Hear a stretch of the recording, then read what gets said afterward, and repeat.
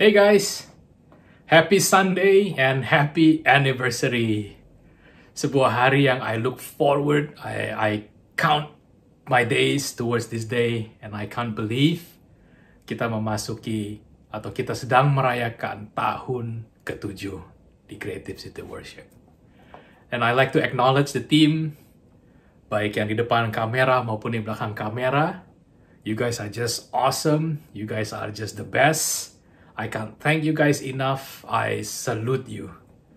Terima kasih guys untuk usahanya, terutama untuk ibadah anniversary kita yang kali ini. I know you guys had so much things to do and so little time to do. And I just want to know that you guys are doing it well. Thank you, and thank you. Dan sebelum saya menyampaikan firman, let us bow our head. Bapak, terima kasih untuk siang hari ini, untuk kesempatan kali ini Tuhan, kalau kami dapat kembali beribadah, memuji-Mu, menyembah-Mu Tuhan, dan untuk mendengarkan firman kebenaran-Mu Tuhan. Bapak, hamba-Mu berdoa untuk urapan-Mu yang turun atas setiap daripada kami. Bantu kami Tuhan untuk memahami, bantu kami untuk mengerti maksud firman-Mu ini. Terima kasih Bapa, dalam nama Tuhan Yesus. Amin. So, saya ingin memulai sermon saya pada hari ini dengan menceritakan beberapa waktu yang lalu ketika saya sedang pitching seseorang untuk mengisi sebuah leadership role di Creative City Worship. Saya ingat dia bertanya kepada saya mengenai ekspektasi maupun harapan saya tentang posisi ini atau jika ia kemudian mengisi posisinya. Saya ingat saya katakan pada waktu itu adalah saya berharap saya memiliki ekspektasi untuk dia dapat menciptakan sebuah kultur yang baru, sebuah kompetisi yang sehat antara departemen-departemen yang ada di gereja ini, untuk selalu dapat berusaha melakukan dan menjadi yang terbaik. Dan saya percaya ketika we keep raising the bar for one another, sebuah kompetisi yang sehat itu dengan sendirinya akan terjadi. Karena mereka akan melihat bahwa, wow, they can do this, masa sih saya nggak bisa? Dan itu merupakan salah satu harapan atau ekspektasi saya. Dan saya juga ingat, saya menyampaikan kepada dia bahwa saya ingin ketika orang melihat, itu membuat seseorang tersebut itu nggak nyaman. Menjadi tidak nyaman kalau dia hanya duduk diam. Saya berharap dari ketika ia melakukan pelayanannya, saya berharap pelayanan itu menggugah hati orang untuk kemudian membuat orang tersebut bertanya atau memutuskan untuk, apa yang saya bisa bantu sih? Ada nggak yang saya bisa bantu? Dan saya berharap pada waktu itu untuk sebuah culture amongst the team to always try to strive for the best. And ideally, that's what I hope and what I expect. Tapi di balik itu semua, saya kemudian sadari bahwa saya telah memberikan sebuah gambaran yang tidak tepat untuk sebuah pelayanan. I may have described an inaccurate picture of what a ministry is all about. Dan saya berusaha hari ini untuk mengklarifikasi itu semua, if I may. Salah satu values atau core values dari Creative City Worship adalah excellence. Dan ketika kita berbicara mengenai excellence, kita tidak akan jauh berbicara mengenai appearance, penampilan. Kita nggak akan jauh berbicara mengenai look atau penampilan juga, atau apa yang dilihat.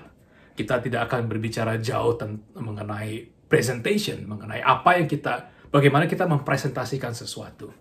Dan menurut saya tidak ada yang salah ketika kita memfokuskan terhadap 3 hal tersebut. But often, we tend to forget, kita memiliki kecenderungan untuk melupakan the fundamentals of what drives those excellent things, atau what drive sesuatu yang seharusnya menyebabkan kita melakukan sesuatu itu dengan baik. Ya, dan tema sermon saya berikan judul in our 7th anniversary is The Fundamentals, Why We Do What We Do. Mengapa kita melakukan apa yang kita lakukan.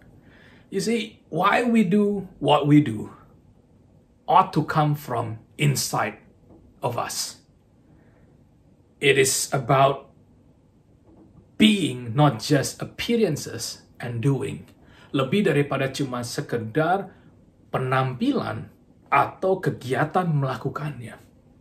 But rather it's about Christ that is shining inside of us, dan hasilnya kita merupakan sesuatu yang kita proyeksikan melalui perbuatan-perbuatan kita yang seharusnya membawa kemuliaan untuk Dia. It is only for His glory. So, excellence, it should not be about what people see only. Bukan cuma berbicara mengenai apa yang orang lihat atau efek maupun hasil dari apa yang kita kerjakan dan bagaimana kita melakukan hal tersebut. It is not just about setting up a standard.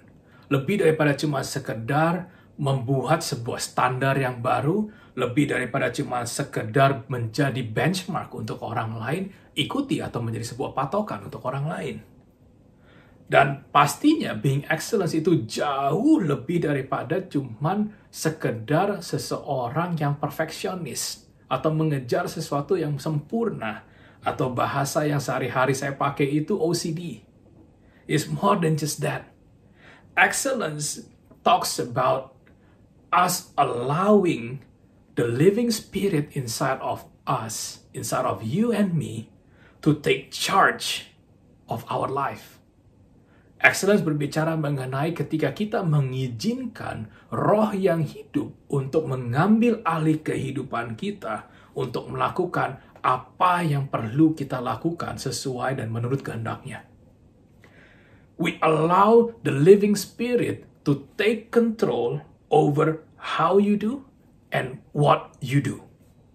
Baik itu dalam pekerjaan kita, baik itu dalam studi kita, maupun dalam pelayanan kita, baik di gereja maupun di luar gereja. You guys okay so far? So when we talk about excellence, we talk about the living spirit inside of us being projected in our doings, in our sayings, in our lives, and in our ministry. Jadi, excellence itu lebih daripada cuman mengejar sesuatu, itu menjadi sempurna. Karena kita sebagai manusia, kita tidak mungkin melakukan sesuatu itu dengan sempurna. We can always try our best, we can always be the best, but we can never be perfect. Dan kalau berupaya untuk menjadi yang terbaik aja it's not hard enough, akan ada tantangan lagi, karena akan selalu ada orang yang mencoba mencari kesalahan, mencari celah, mencari cacat, baik dalam diri kita maupun dari hasil apa yang kita kerjakan. So, the essence of being excellence is actually not about us, but it's about Him inside of us. Di mana kita mengizinkan diri kita itu digunakan sebagai media untuk Dia melakukan pekerjaan melalui kehidupan kita. We allow ourselves to become a canvas for Him to paint, to draw. It's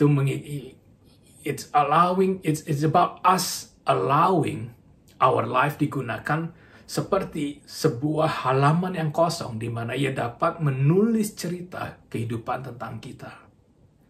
And that's a ministry yang menurut saya yang perlu kita lihat kembali.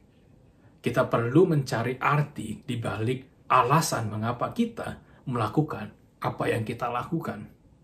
Dan di balik itu semua, hari ini seiring kita merayakan anniversary kita, saya diingatkan untuk mengenai cerita apa sih yang kamu ingin sampaikan melalui Creative City Worship.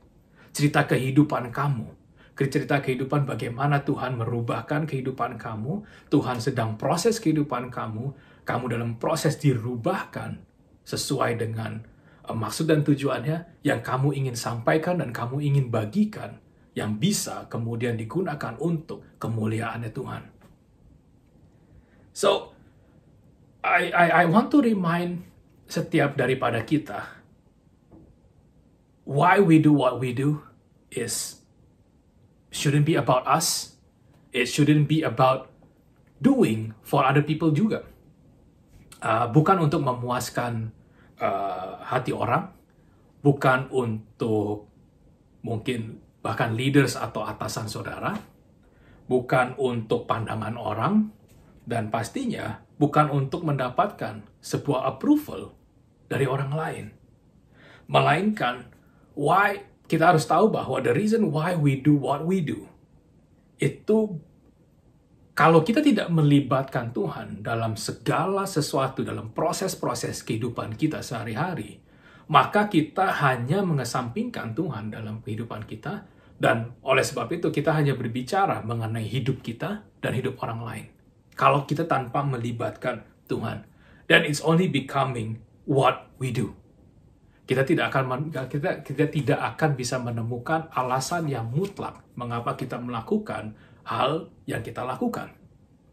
Jadi ketika kita mengasihi seseorang, secara alami pastinya kita ingin menjadi yang terbaik. Secara alami kita pasti ingin memberikan yang terbaik. Baik itu kepada pasangan kita, kepada orang tua kita, kepada anak kita, atau bahkan kepada teman kita sekalipun. Nggak ada yang salah untuk kita berupaya, berusaha untuk menjadi yang terbaik atau memberikan yang terbaik. Tapi izinkan saya hari ini untuk mengingatkan kita semua bahwa ada sebuah pertanyaan yang mendasar atau fundamentals of why we do what we do, yang seharusnya itu dapat menjadi kompas untuk menuntun bagaimana kita melakukan kehidupan kita dan kemana kita mengarahkan kehidupan kita. You see, the Bible di dalam Kolose 3 ayat 23, dia katakan begini, apapun juga yang kamu perbuat, perbuatlah dengan segenap hatimu, seperti untuk Tuhan dan bukan untuk manusia. Work at it with all your heart. Pada kesempatan hari ini, saya ingin berbicara lebih daripada cuman konteks pelayanan di gereja. Tapi saya juga ingin kita melihat dalam konteks kehidupan sehari-hari, seperti pekerjaan, studi, atau sekolah, atau bahkan sebagai ibu rumah tangga or a stay-at-home dad. I want us to learn to see bagaimana kita bisa mengaplikasikan konteks why we do what we do in our everyday lives. Ya, saya temukan dan saya anggap sebuah hal yang wajar ketika kita menemukan dalam kita melakukan sebuah pekerjaan yang rutin, day after day, week after week, month after month, years after years. Saya bisa pahami ada kejemuan yang mungkin timbul dari situ. It's not only physically tiring, but it can be also emotionally tiring. Dan ketika kita tidak berhati-hati, kita juga bisa burn out dalam hal ketika kita melakukan hal-hal tersebut atau pekerjaan-pekerjaan tersebut. Ayat ini mengingatkan saya kembali bahwa apa yang kita lakukan, sekalipun untuk orang-orang yang kita kasihi, itu bukan untuk pengakuan dari sesama. Bukan untuk pujian dari sesama. Yes, pengakuan atau pujian itu dapat, it can encourage us. But esensi dari itu semua adalah ketika kita melakukan sesuatu yang terbaik, itu kita melakukan atau kita mengambil sikap, mengambil tindakan to display and to act on our thankfulness of His love.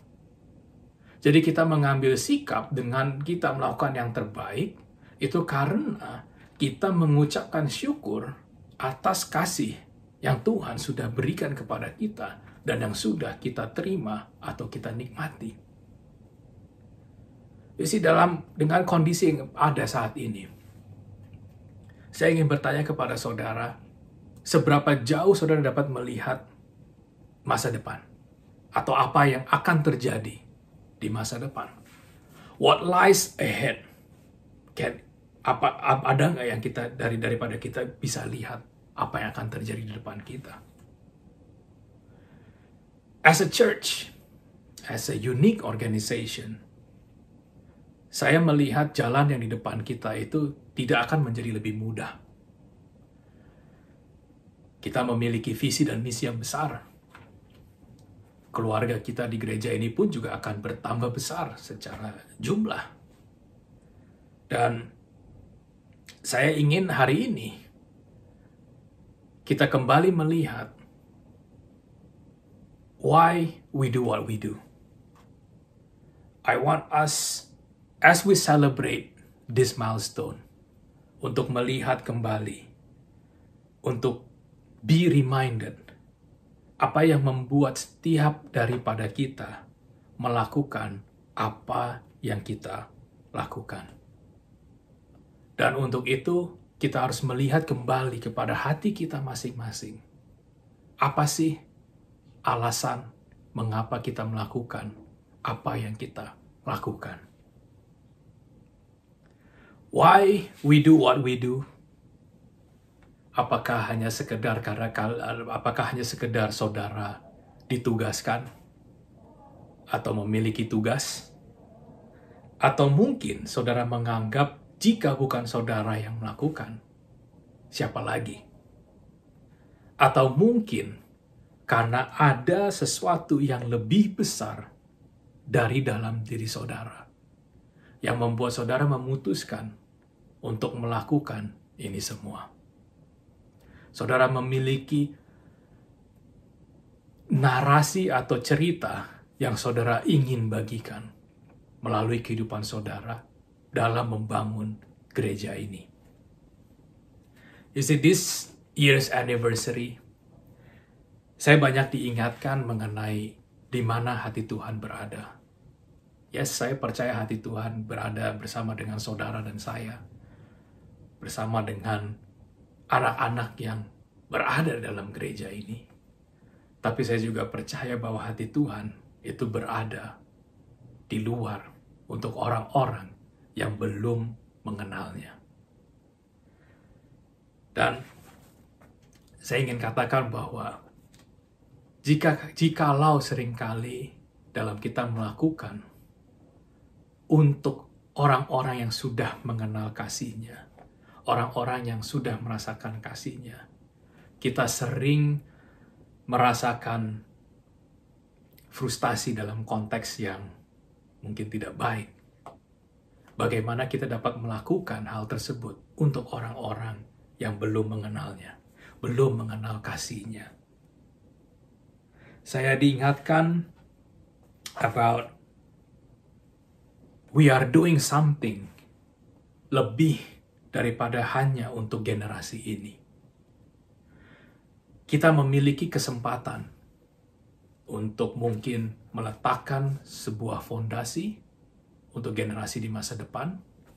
Kita mungkin memiliki kesempatan untuk membangun fondasi tersebut untuk generasi berikutnya. Atau bahkan kita sedang membangun sesuatu untuk generasi-generasi berikutnya. Tapi pada akhirnya, saya diingatkan why I do what I do. Saya diingatkan kembali untuk cerita apa, Mario, yang kamu ingin sampaikan melalui gereja ini. Ketika Sela dan saya diberikan tugas untuk describe Creative City Worship dengan menggunakan satu kata, terus terang kami berdua kewalahan, karena there are so many words that we can choose to describe the quality of the people behind Creative City Worship. Pada akhirnya kami sepakat untuk menggunakan kata warrior. Dan why warriors? Because I see warriors is more than just a fighter. Seorang pejuang yang lebih daripada cuman berjuang.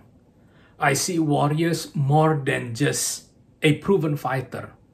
Pejuang yang mungkin sudah melewati berbagai macam peperangan atau perjuangan. I see warriors sebagai seseorang atau sekelompok orang yang secara bersama-sama itu berjuang untuk sesuatu yang lebih besar daripada the battle itself.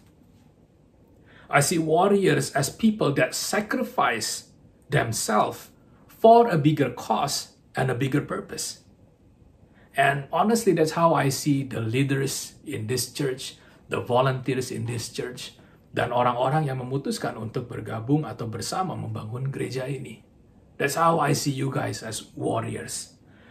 Terlepas posisi jabatan kalian. Dan dalam konteks kehidupan kita sehari-hari, in everyday battles, it is so easy untuk kita kemudian tersesat di tengah peperangan itu.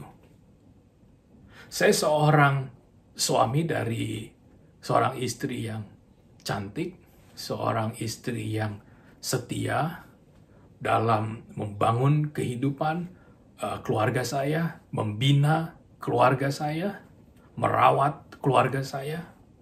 Saya seorang ayah dari 2 beautiful boys, umur 8 dan umur 6 tahun. Saya seorang pekerja profesional yang bekerja 5 hari seminggu, jam 8.30 sampai 5.30. I've been working for the same group for the past 16 years. Terlepas saya kelihatan masih muda atau sudah berumur, saya seorang gamer, only a certain game. Saya memiliki sebuah hobi, atau saya memiliki beberapa hobi. Terlepas dari itu semua, ketika saya ingin melakukan yang terbaik untuk orang yang saya kasihi di sekitar saya, di mana kemudian saya menempatkan waktu untuk diri saya sendiri, dan di mana saya kemudian menempatkan saya punya ministry. You see, where do I insert all of that? In my everyday battles, in my everyday struggles dalam saya mengelola waktu dan kegiatan-kegiatan yang saya perlu lakukan. Tapi di balik itu semua adalah saya diingatkan kembali, what story that I want to tell people? Cerita apa yang saya ingin sampaikan kepada orang? Yes, overwhelming. Yes, challenging. Yes, it's too much. Tetapi di satu sisi saya juga memahami dan saya juga percaya bahwa it is meant to be that way. Emang sudah sewajarnya hal tersebut terjadi. I think saudara dan saya, kita perlu menyadari bahwa kita itu diciptakan untuk melakukan atau untuk menghidupi kehidupan yang jauh lebih besar daripada apa yang kita bisa bayangkan. Dan kalau itu lebih besar, lebih hebat daripada apa yang kita bayangkan, maka buat saya the other end of the stick is you will become overwhelmed. I think it's a natural things that it can overwhelm you. Itu akan bisa membuat saudara kewalahan. Itu bisa membuat saudara, stretch demikian. But then again, what story do you want to tell people? Jadi, saya ingin mengingatkan setiap daripada kita di tempat ini, mungkin ada dua kemungkinan. Kalau saudara tidak struggle atau tidak juggling untuk mengelola waktu dengan kegiatan yang saudara perlu lakukan, mungkin, dan saya ingin katakan ini dengan tidak menghakimi, either saudara a good management atau a good manager, atau saudara belum melakukannya dengan segenap hati saudara. Apapun itu. So, what I'm trying to say is, it is normal that at times you will feel overwhelmed.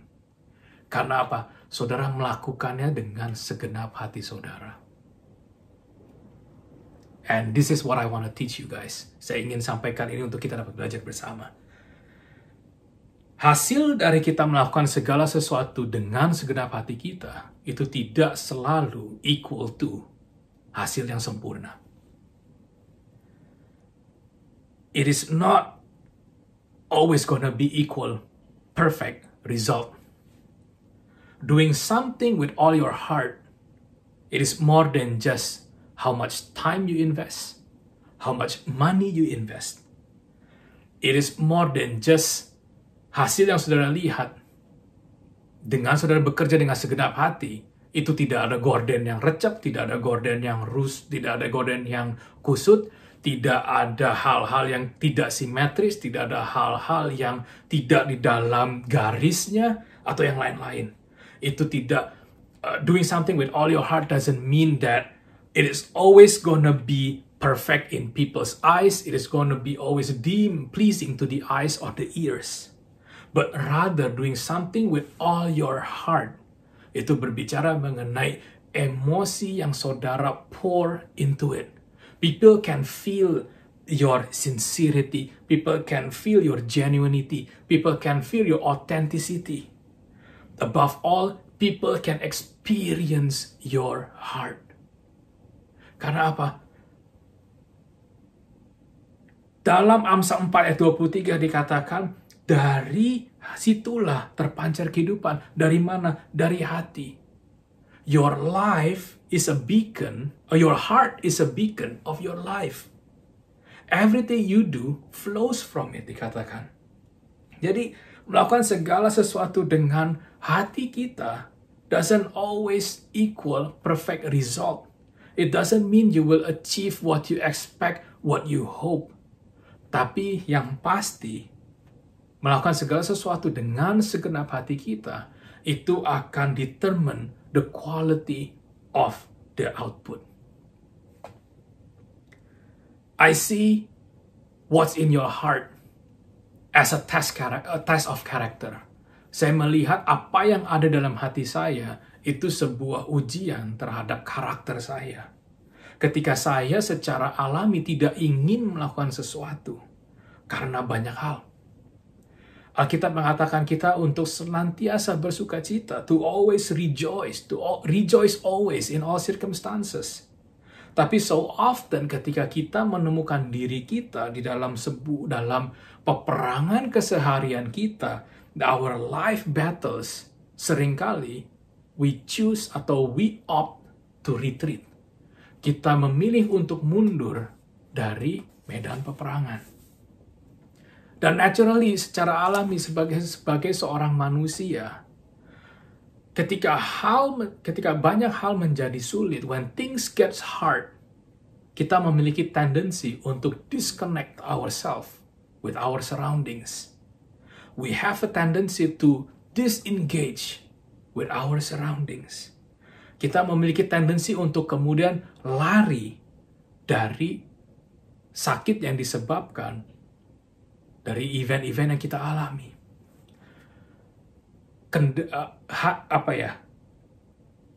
Unfortunately dari kita memilih untuk tidak menghadapi itu semua, kita kemudian akan miss out, kita akan kehilangan ada apa sih di balik itu semua.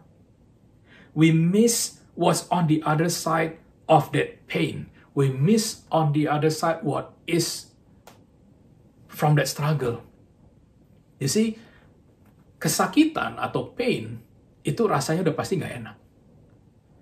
Sampai kita menemukan arti di balik itu semua. I'm a fans of particular Hollywood actor. Dan dalam sebuah filmnya yang saya udah nonton nggak tahu berapa kali, mungkin belasan tuh, maybe even puluhan kali. Di salah satu filmnya yang saya suka, dia berkata begini, there are two kinds of pain in this world. Pain that hurts and pain that alters. Ada dua jenis atau dua tipe sakit. Sakit yang hanya menyakitkan dan sakit yang merubahkan. You see, our life story our life story itu terdiri dari berbagai macam event yang terjadi dalam kehidupan kita. And that's what makes our story unique, setiap daripada kita. Saya melihat setiap daripada kita di tempat ini yang memutuskan untuk bersama-sama membangun Creative City Worship, itu memiliki cerita-cerita yang menarik, yang membangun, atau mungkin yang mengecewakan, menyedihkan, itu untuk bisa dibagikan. Saya melihat orang-orang yang secara bersama-sama melumpahkan isi hati mereka untuk membangun gereja ini. Saya ingin katakan bahwa nothing in your story, nothing in your life story itu akan mubazir. Buktinya adalah setiap daripada kita, setiap cerita kehidupan kita, itu Yesus mati untuk saudara dan saya. Jesus' death and resurrection, kematian dan kebangkitannya, itu mengingatkan saya bahwa kehidupan kita itu bukan hanya tentang kita loh. Kesakitan kita, battle kita, struggle kita, itu bukan cuma tentang kita loh. Tapi ada sesuatu yang lebih besar di balik itu semua. There is something bigger. There is a certain meaning to why we do what we do. Dan saya ingin tutup dengan ini. Hari ini, is there something that I can do? Sama seperti mungkin ekspektasi dari saya ketika saya berbicara dengan orang yang tadi saya cerita di awal. Saya memiliki harapan ketika orang melihat pelayanan di gereja ini. Ada orang yang tergugah hatinya yang kemudian bertanya, is there something I can do? Is there something more that I can do for the church? Hari ini saya ingin katakan, yes. Cerita-cerita kehidupan saudara punya banyak yang bisa saudara tuangkan dari dalam hati saudara. Mungkin cerita saudara ada yang baik, ada yang hasilnya nggak baik, ada yang mungkin a beautiful story, ada yang mungkin heartbreaking, ada yang mungkin even difficult to tell. But saya ingin katakan di sini adalah menilai sebuah cerita kalau kita sudah melihat akhirnya, itu akan pasti jauh lebih mudah daripada ketimbang kita sedang menjalaninya, kita sedang menghidupi kehidupan tersebut atau cerita tersebut. Ketika kita belum mengetahui akhirnya, kita belum mengetahui ujungnya, it can be confusing, it can be scary, and sometimes it can become unnerving. And that's how pretty much what Creative City Worship is at the moment. Cerita dari gereja ini belum selesai, masih berlanjut. Beberapa waktu yang lalu dalam sebuah kesempatan saya sempat cerita dengan beberapa teman-teman bahwa kita nggak pernah bisa melihat ujung dari apa yang kita sedang lakukan saat ini. Ini lain seperti kalau kita mengikuti sebuah ujian untuk naik kelas. Kita tahu setelah kita mengikuti ujian 6 SD kita akan naik ke SMP. Setelah kita mengikuti ujian 3 SMP, kita tahu kita akan naik ke kelas SMA. SMA kita mengikuti ujian akhir, kita akan kuliah. Dan seterusnya. But untuk melihat apa yang kita sedang lakukan, kita nggak pernah bisa melihat ujungnya. We don't know the end of the story yet. Dan menurut saya, yes, it can be scary. But saya mau menghilangkan sebuah paradigma hanya karena kita kemudian commit our life to God.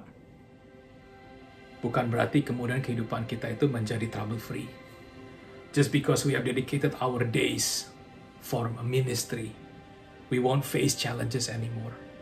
just because we know the reason why we do what we do, kita kemudian menganggap bahwa kita sudah memecahkan sebuah enigma dalam kehidupan kita. Kita akan masih terus menyalami tantangan baik dalam diri kita maupun dalam faktor yang di luar kita. Tetapi ketika kita melibatkan Tuhan, when we involve God in our story, in His love, saya percaya kita akan menemukan meaning, kita akan menemukan arti mengapa kita melakukan apa yang kita lakukan. In the ups and downs, we can experience God like never before. We can find purpose. We can find our identity.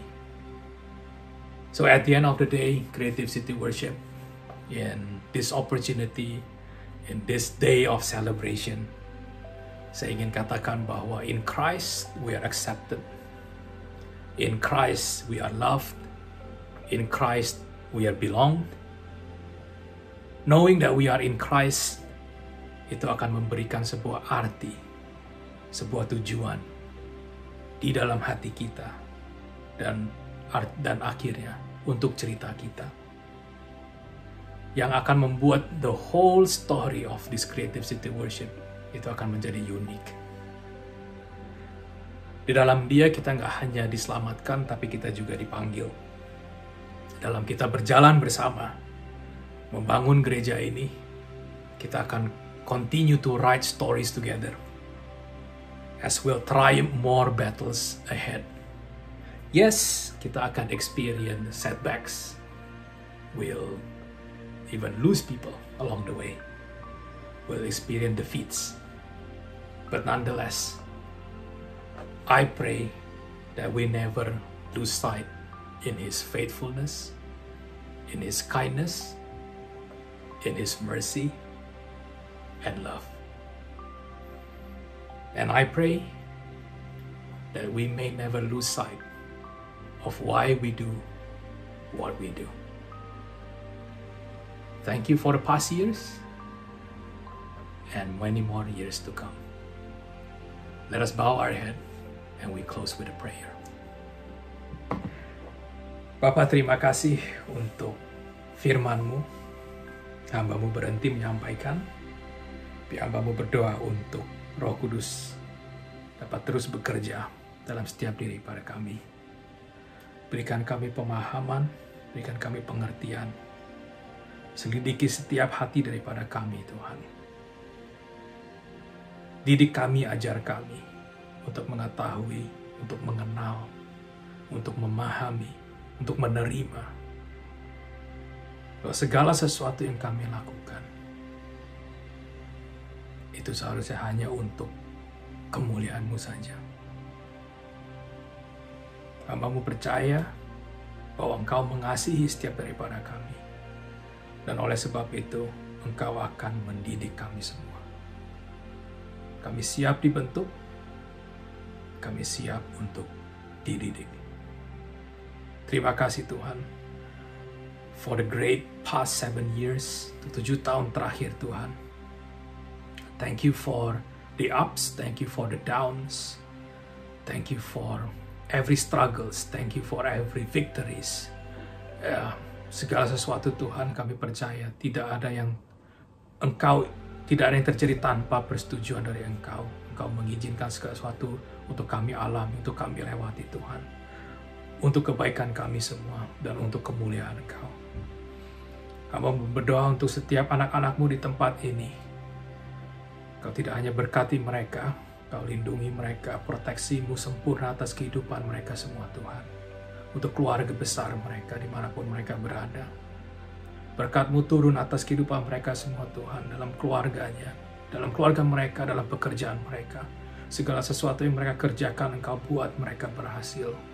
Bapa, pada hari ini Hamba-Mu berdoa khususnya untuk anak-anak-Mu yang sedang sakit Tuhan.